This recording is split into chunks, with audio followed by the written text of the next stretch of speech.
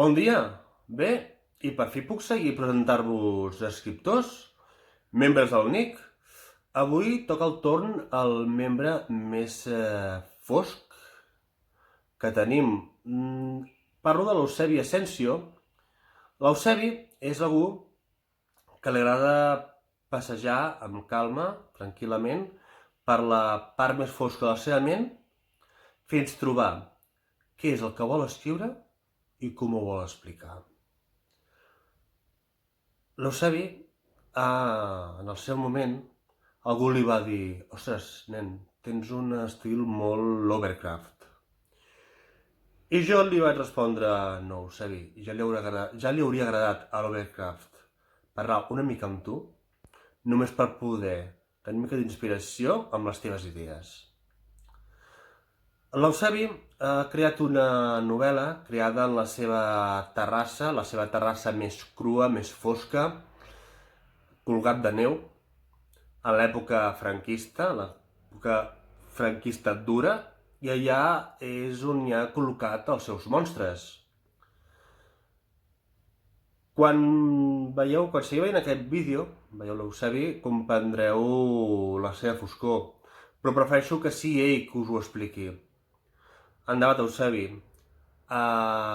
posa'ns una mica de foscor davant de tanta llum.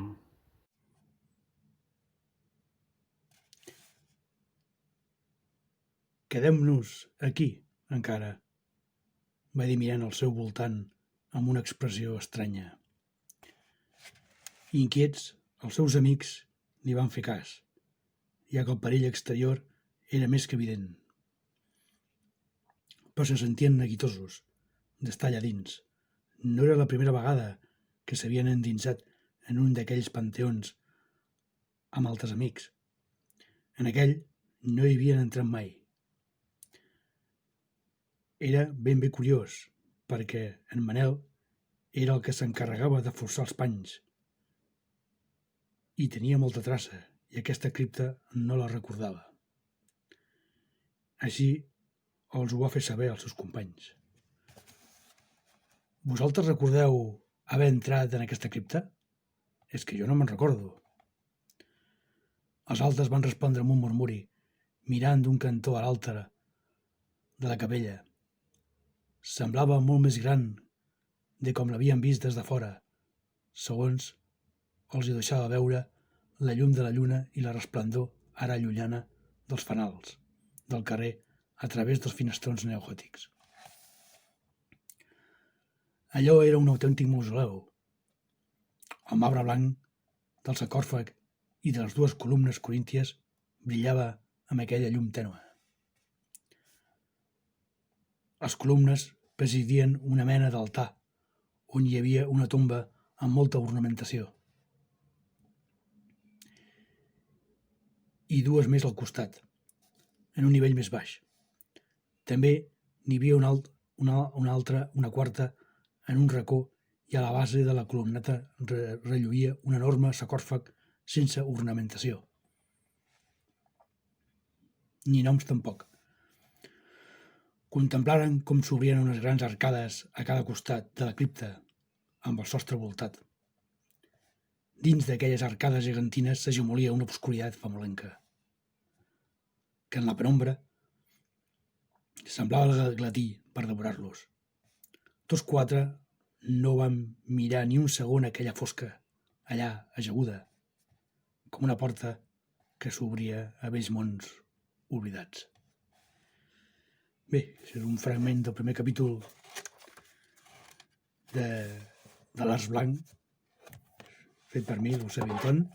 Aquí està, amb aquesta garça, urraca, i els nens que ja he relatat que són els protagonistes, no? Una portada molt bona pel portadista i dibuixant Ricardo Muñoz. Reflexa molt bé el que és el contingut del llibre, un relat gòtic, un relat de terror clàssic ambientat en l'època dels anys 60, a la Terrassa franquista de finals dels anys 60, no? Perdó. Sempre, com a amant de la literatura de terror gòtica clàssica, sempre vaig voler fer, o em vaig preguntar, per què no hi havia relats, o molt pocs, en la literatura catalana o espanyola sobre aquest tema, no? Clar, allà la literatura del món irlandès, anglosaxó, americans, són cosins germans, molts d'ells, tenen molta més tradició, allò perquè els contes a la vora del foc, explicats a la vora del foc, no? Oralment, durant cicles, no? La boira, el temps, i aquí al Mediterrani no tenim tanta tradició, no? Però jo volia fer alguna cosa, volia destacar alguna cosa, no? Tenim alguns autors, no? Com el Miquel el Pedrolo, o Pedrucho, no? Les seves històries naturals, també. Però n'hi ha poca, així que volia fer alguna de terror clàssic amb la nostra terra, no? I ambientat en un temps, en una realitat en què era prou fosca i prou atemoridora, no? I faig aquesta combinació entre món fantàstic, el terror fantàstic amb el terror, amb l'horror social i polític en què es vivia en aquell moment i part de la meva infància de la segona meitat dels anys 70. Bé, també faig una reflexió, també surten mons l'època medieval, amb un flashback, i que fa relació amb aquells anys 70, no? A finals dels anys 60. I la realitat, una realitat monstruosa es torna una realitat aclaparadora amb aquell món, no? I 4 nens doncs, juguen amb el que al principi és un joc, juguen amb alguna que és massa perillós, despertant entitats i sers que no haurien d'haver fet, no? I bé, aquesta és l'essència d'aquest relat, no? A les seves pàgines trobareu hi ha una mica tot, com he dit, també hi ha una mica explicació de l'època medieval, al Terrassa d'aquella època. El terror, hi ha llocs que ben bé reals de la Terrassa de la meva infància,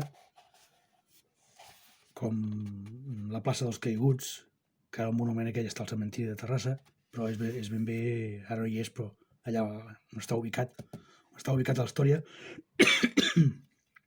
Perdó. Però tot està extret tots els paisatges, tots els escenaris són ben bé reals, la casa Bauman,